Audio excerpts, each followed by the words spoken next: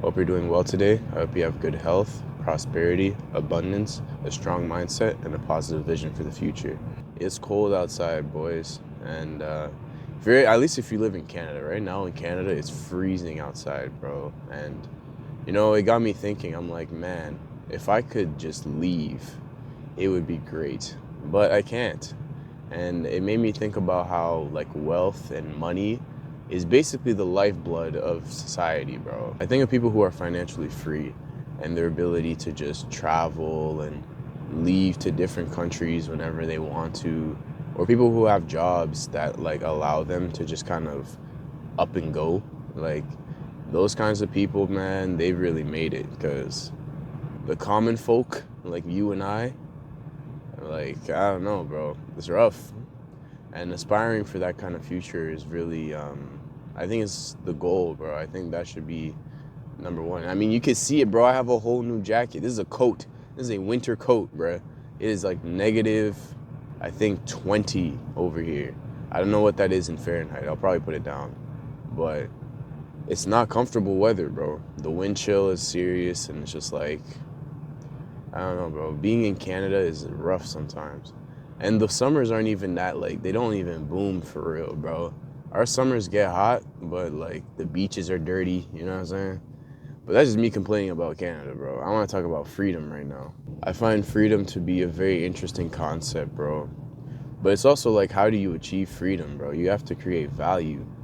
You have to create value that's so grand on the scale that it impacts the world and like your general society or community in a very strong way. But I think very few people have the actual skill to be able to do it.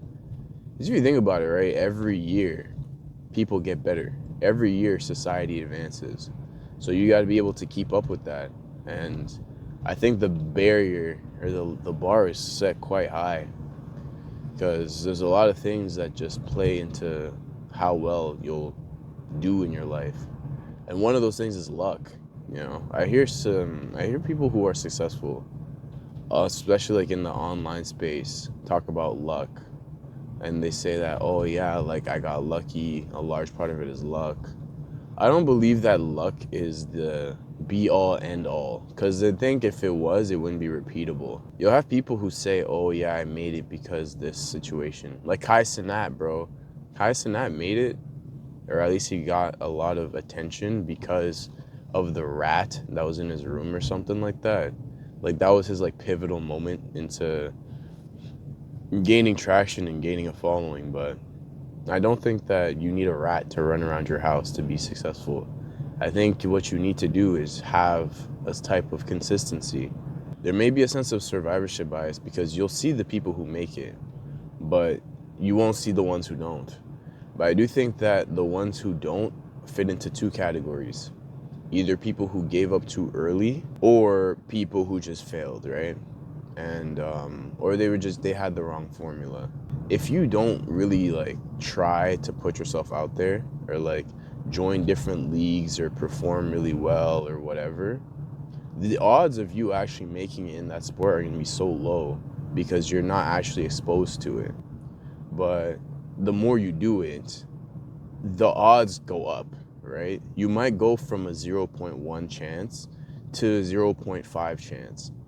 And even though that doesn't sound the most optimistic, it's better than zero. You get what I'm saying? Like, it's better to have some kind of chance than no chance whatsoever. Like, it matters a lot to you, but on a grand scheme of things, as long as you stay consistent with it and you just put it in the back of your mind and you don't worry about it too much, like, it could pan out. It might pan out, it might not, but the odds of it panning out exist. You get what I'm saying? Like, I'm not here trying to be a master archer. You know what I'm saying? Like archery, like that's not me, right? But there's someone in the world right now that's like training hard to be an archer, bro.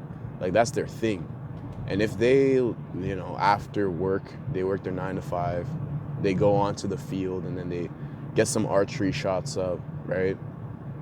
That alone will move them closer to becoming an archer than if they go, like I can't do it, it's too small of a sport, it's too competitive, or maybe too big of a sport. I don't know. I'm not in the archer world, but if you focus too much on making things work, it'll end up working against you. So you might as well work on your dreams on the back end, right? And sometimes you're gonna have to hustle, bro. Sometimes you're going to have to, but it shouldn't be something that isn't enjoyable for you. Because if the odds are low of you being successful already and you don't enjoy doing it, it's gonna be very hard for you to continue to do it, especially if you really want it to come true for you. So life is short, but it's slow. So if you have things that you want to accomplish, you have to be willing to wait for them to pan out. And that waiting process where you're doing things and you're not seeing any results, that's kind of a test of your character, because you'll see whether or not you genuinely want to do it. You get what I'm saying?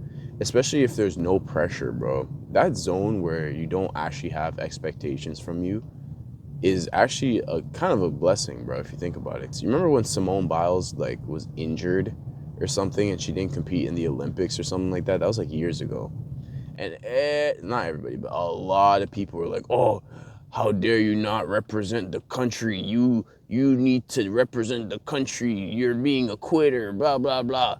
Like, imagine having that level of success, working your entire life to achieve it, and you have some random on the internet telling you that you're not good at your job. Like, I don't know, bro. But that slow period, though, that slow period is when you're actually able to assess, make the risk, and choose what you want to do. You know what I'm saying? So be prepared to be in the trial period, the dip, the valley for a while before things change for you. And things won't always change, bro. But at the end of the day, if you're mentally prepared for something, it's going to be easier for you to deal with. So just letting you know that, bro. Watch this video, subscribe, and I'll catch you tomorrow. And buckle up because it's cold outside.